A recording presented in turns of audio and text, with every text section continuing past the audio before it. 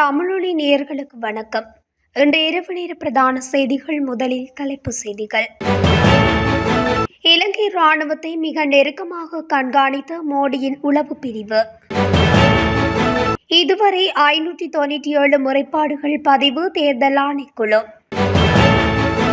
நாட்டின் பல பகுதிகளில் பதிவான விபத்து, 3 பலி. இந்தியாவுடன் அரசாங்கம் கைச்சாத்திட்டுள்ள ஒப்பந்தங்கள். கர்ஷ வெளியிட்ட அறிவிப்பு. அனுர அரசாங்கத்தின் இளம் நாடாளுமன்ற உறுப்பினர் திடீர் மரணம். பாம்பன் புதிய தொடருந்து பாலத்தை திறந்து வைத்தார் மோடி. போலீஸ் காவலில் உயிரிழந்த இளைஞன் அதிகாரிகளுக்கு எதிராக எடுக்கப்பட்ட அதிரடி நடவடிக்கை. மனநலம் பாதிக்கப்பட்ட மகனால் தாய் கொலை. தமிழர் பகுதியில் சோக சம்பவம். மின்னல் தொடர்பில் பல மாவட்டங்களுக்கு எச்சரிக்கை. தொடர்வன விரிவான செய்திகள். இலங்கைக்கு 2 நாட்கள் உத்தியோகபூர்வ விஜயம் மேற்கொண்டிருந்த இந்திய பிரதமர் நரேந்திர மோடிக்கு நேற்றைய தினம் கொழும்பில் அதிஉச்ச வரவேற்பு அளிக்கப்பட்டது. அதில் ஒரு பாகமாக இராணுவ துப்பாக்கி வேட்டுக்கள் அடங்கலான இராணுவ அணிவகுப்பு மரியாதையும் இடம்பெற்றிருந்தது. அவர் அணிவகுப்பில் நடந்து கொண்டிருக்கும் போது அவருடன் இருந்த இந்திய விசேட அதிகாரிகள் அணிவகுப்பில் இருந்த ஒவ்வொரு இராணுவ அதிகாரிகளையும் நோட்டமிடுவதை காணக்கூடியதாக இருந்தது. அது மட்டுமின்றி அவர் செல்லும் ஒவ்வொரு இடங்களிலும் நரேந்திர மோடியின் பாதுகாப்பு இந்தியாவின் கைகளில் ஒப்படைக்கப்பட்டிருந்தது என்றே கூறலாம். அவர்களின் வாகனத்தை செலுத்தியவர்கள் கூட இந்தியாவில் தேர்ச்சி பெற்ற விசேட படைப்பிரிவினர் என்றும் கூறப்படுகிறது. ஒட்டுமொத்தமாக நரேந்திர மோடியின் பாதுகாப்பு கெடுபிடிகளில் இலங்கை அரசாங்கம் வெளியில் தான் இருந்தது என்றும் கூறப்படுகிறது. உள்ளூராட்சி மன்ற தேர்தலுடன் தொடர்புடைய முறைப்பாடுகளை அறிவிப்பதற்காக அறிமுகப்படுத்தப்பட்ட செயலில் இன்று வரை 597 முறைப்பாடுகள் பதிவாகியுள்ளன. இந்த விடயத்தை தேர்தல் ஆணைக்குழு தெரிவித்துள்ளது. புதிய செயலியை அறிமுகம் செய்து 2 வாரங்களில் இந்த முறைப்பாடுகள் கிடைத்துள்ளதாக ஆணைக்குழு கூறியுள்ளது. இதில் தேர்தல் சட்டத்தை மீறியமை தொடர்பான முறைப்பாடுகளும் கிடைத்துள்ளதாக தெரிவிக்கப்பட்டது. தேர்தல் தொடர்பான முறைப்பாடுகளை முன்வைப்பதற்காக EDR என்ற புதிய செயலி கடந்த மாதம் 22ஆம் தேதி அறிமுகப்படுத்தப்பட்டது. நாட்டின் சில பகுதிகளில் நடந்த வீதி விபத்துகளில் 3 பேர் உயிரிழந்துள்ளதாக தெரிய வருகிறது. குறித்த விபத்துக்கள் நேற்றைய தினம் இடம்பெற்றுள்ளன. மகாபாகி போலீஸ் பிரிவின் வெளிசர பகுதியில் வீட்டின் முன் விளையாடி கொண்டிருந்த 3 சிறுவர்கள் மீது கார் மோதியதில் விபத்து ஏற்பட்டுள்ளது. விபத்தில் படுகாயமடைந்த 3 சிறுவர்களில் ஒருவர் ராகம வைத்தியசாலையில் அனுமதிக்கப்பட்ட பின்னர் உயிரிழந்துள்ளார். வெளிசர ராகம பகுதியைச் சேர்ந்த 5 வயது சிறுமி உயிரிழந்த நிலையில் ஏனைய 2 சிறுவர்களும் பலத்த காயமடைந்து ராகம வைத்தியசாலையில் உள்நோயாளர் பிரிவில் சிகிச்சை பெற்று வருகின்றனர்.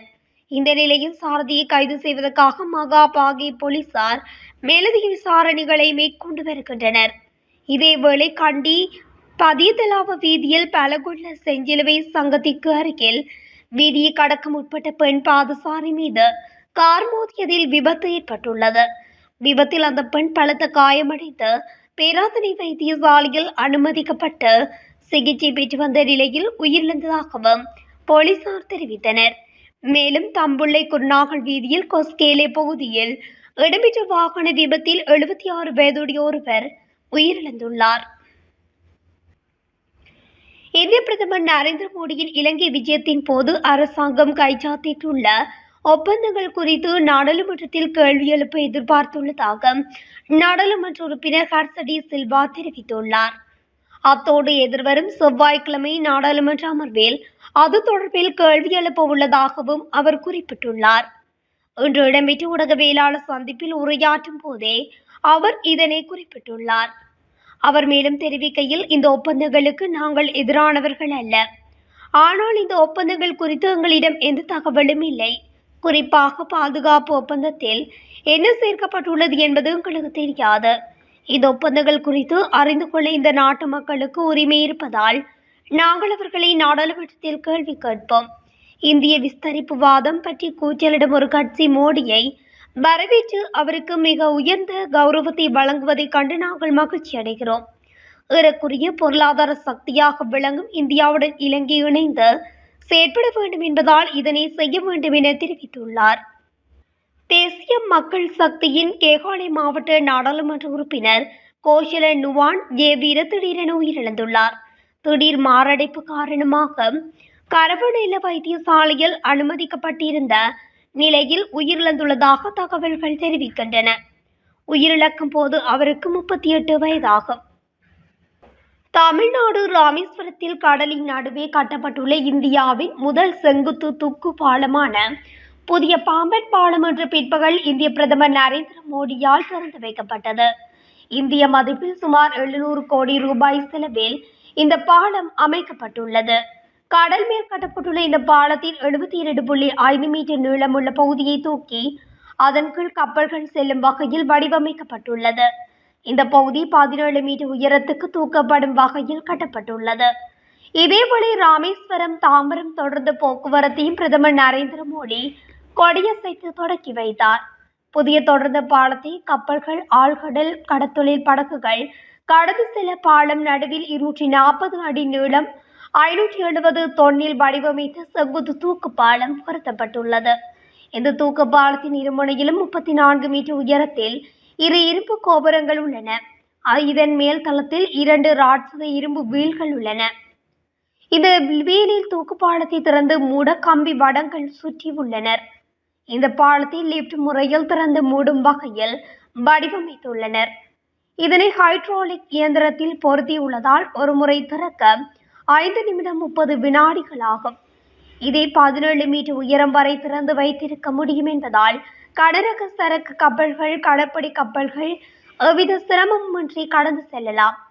தூக்கு பாலம் மூடப்பட்டு இருக்கும் சமயத்தில் கடல் மட்டத்தில் இருந்து 11 மீட்டர் உயரத்தில் இருக்கும். இதனால் தூக்கு பாலத்தை திறக்காமலே பாம்பன் ராமேஸ்வரம் பகுதியில் உள்ள படகுகள் பாலத்தை கடந்து செல்ல முடியும். ஸ்பெயின் நிறுவன பொறியியலாளர்களின் வடிவமைப்பில் உருவாக்கப்பட்டுள்ளது. இதுபோன்ற தூக்கு பாலம் அமெரிக்கா, பிரான்சில் மட்டுமே உள்ளது.